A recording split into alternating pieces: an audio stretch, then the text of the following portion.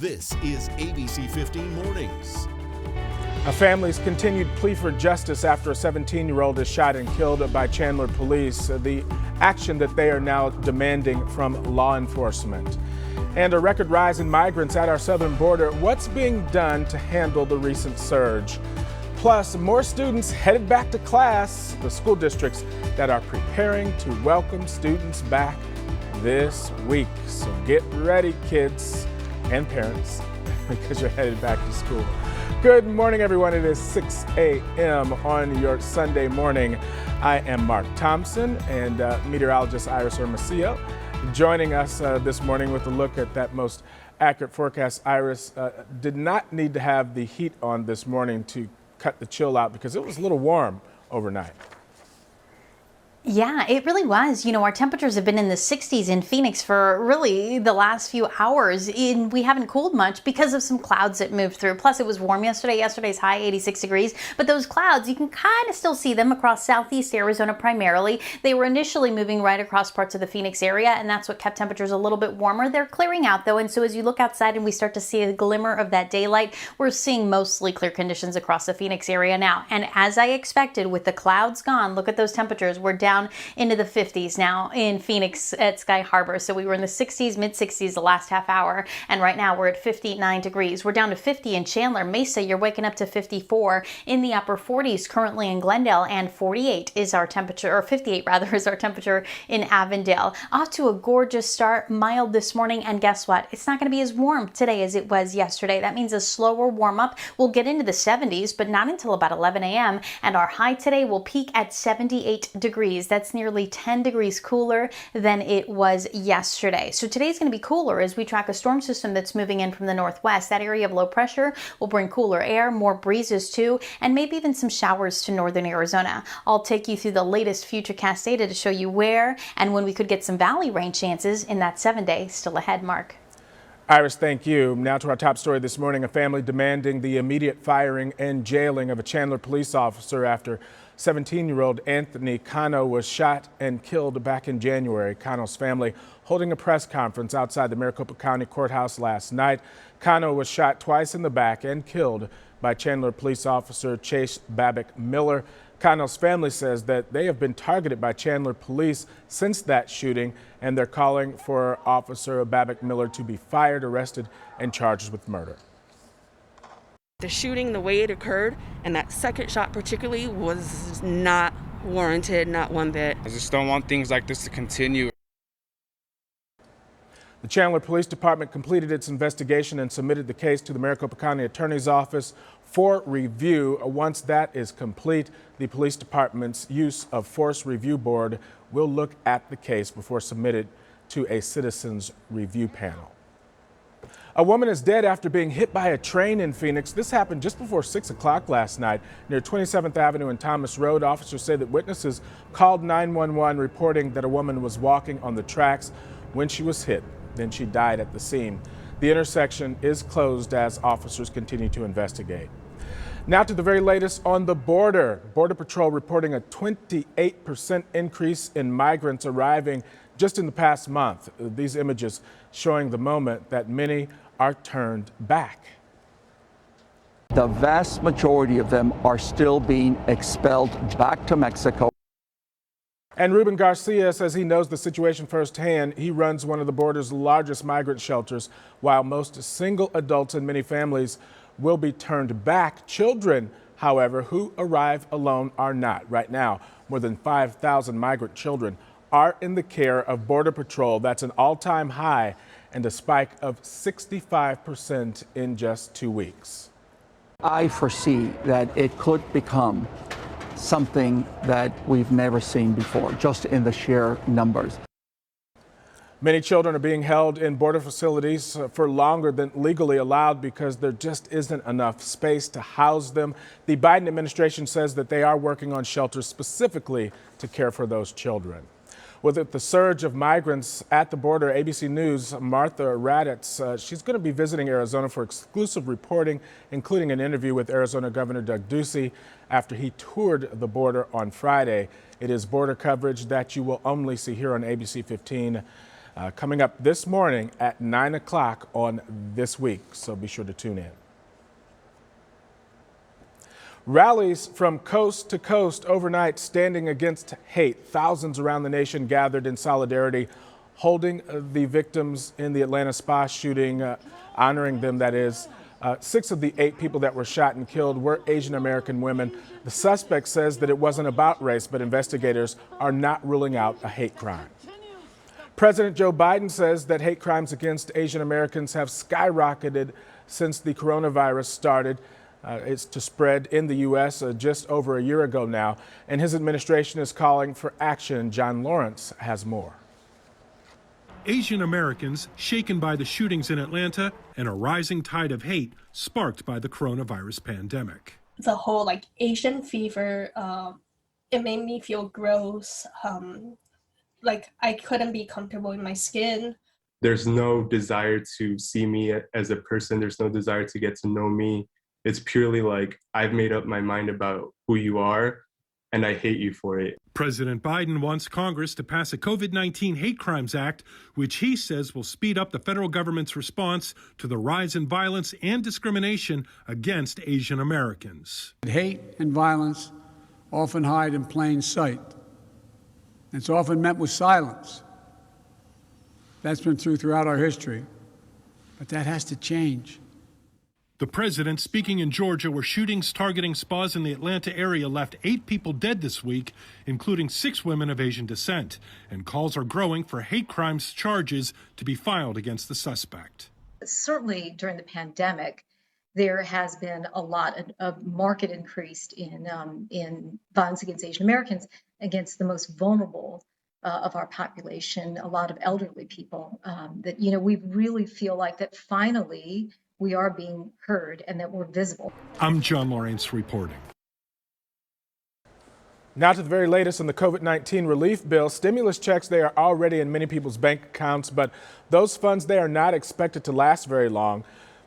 Financial experts, they predict that low-income families will use that money on mortgages and then car and utility payments.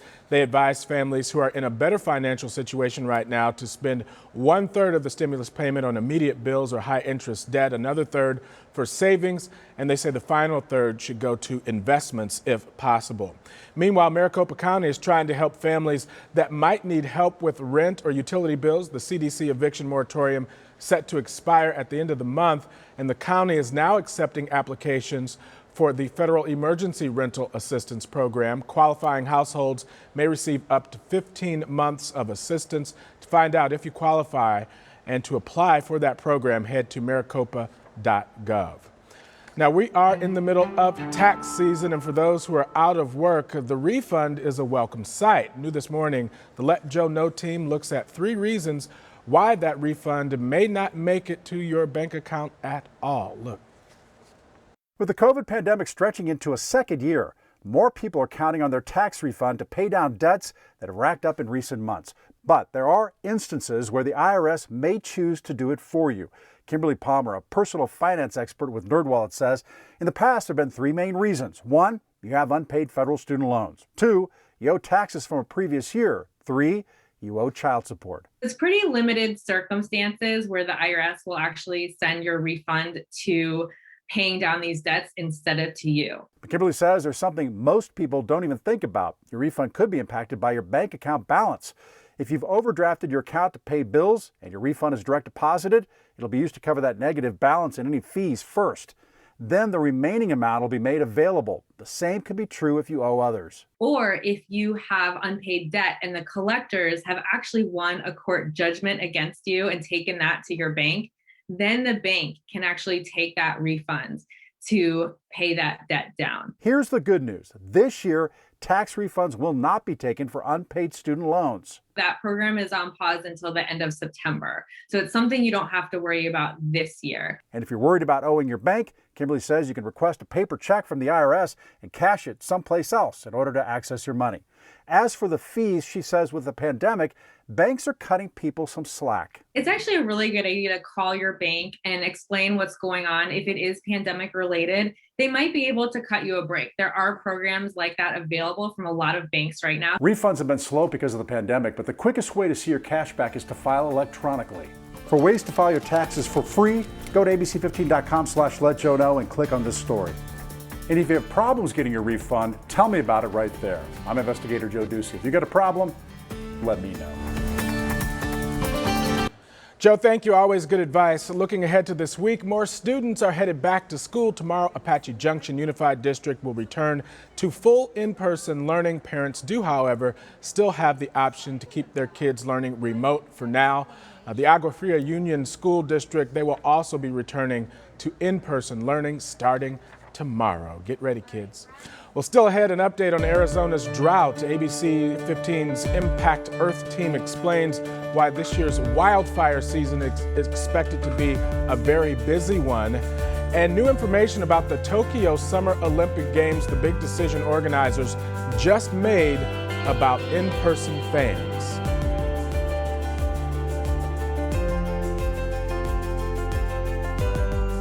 Thanks for watching ABC 15 Arizona, streaming 24/7 on Roku and these streaming devices.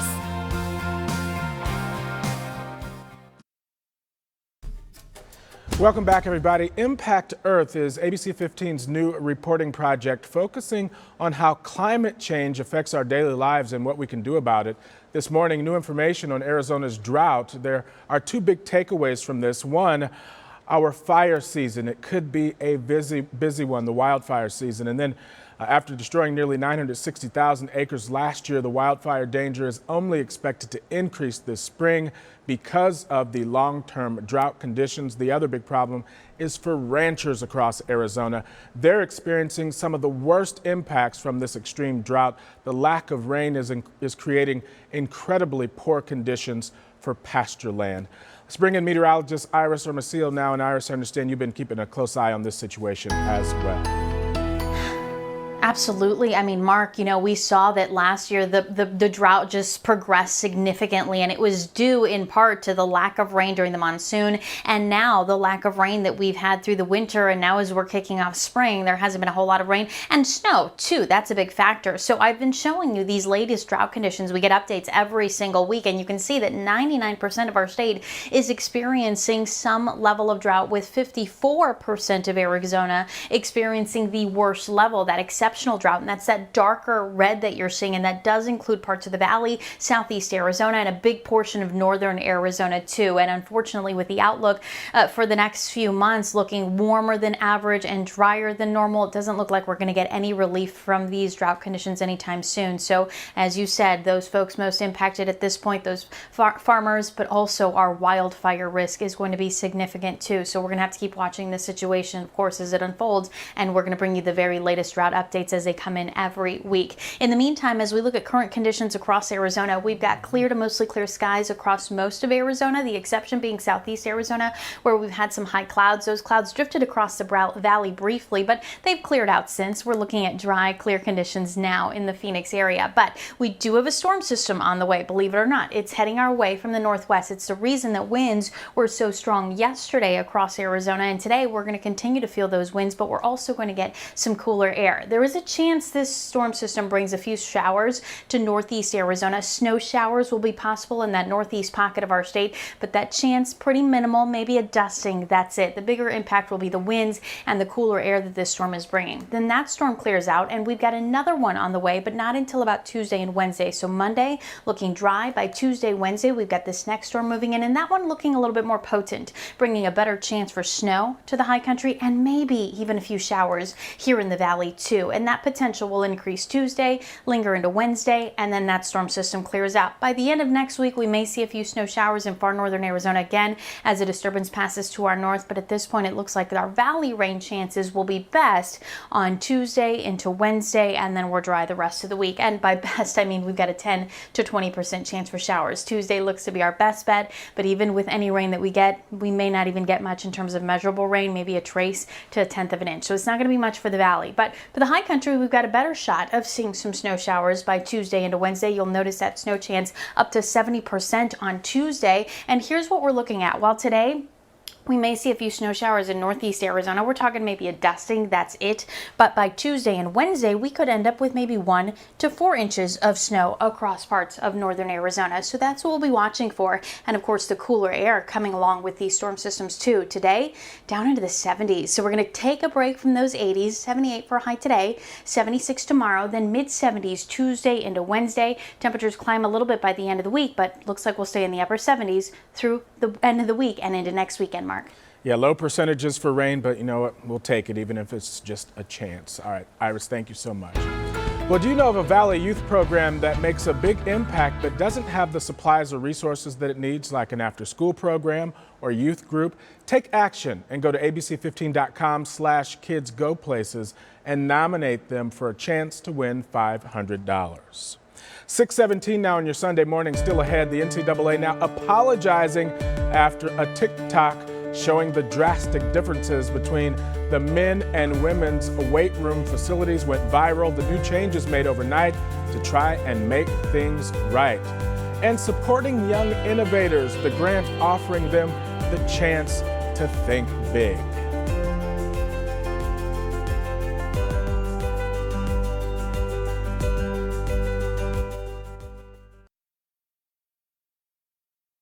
This could be what gets a young innovator's idea off of the drawing board and into reality. One national organization is taking action to offer a grant, validation, and support to students who have the next big thing. So joining us to talk about it is Charles Jackson and Lily Jade. Charles is the president of the Association of Entrepreneurship USA, and Lily is the owner of Handmade Soap Club, and she's also a past recipient of one of those grants. So thank you both for joining us this morning. Charles, I would like to start with you. Can you explain what your organization is all about? Well, the association has been around for quite some time. About 4 or 5 years ago, we repurposed it and aligned it with the gig economy entrepreneur. So it provides education, resources, and networking opportunities to benefit its members across all 50 states. Well, we have found that the next generation always provides innovation moving forward. And as more and more high schools and university campuses provide entrepreneurship-based programs, we figured it's the best way for us to get involved with those who are trying to start a career as an entrepreneur. So can you walk me through the application process and what someone who is lucky enough to receive some of this grant funding would get from this?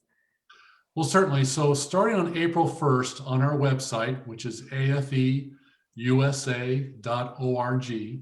you'll find a link there for the Student Award Program, and 20 lucky recipients will each receive $500 each, which is a total of $10,000, which they can use towards their schooling or their entrepreneurial idea.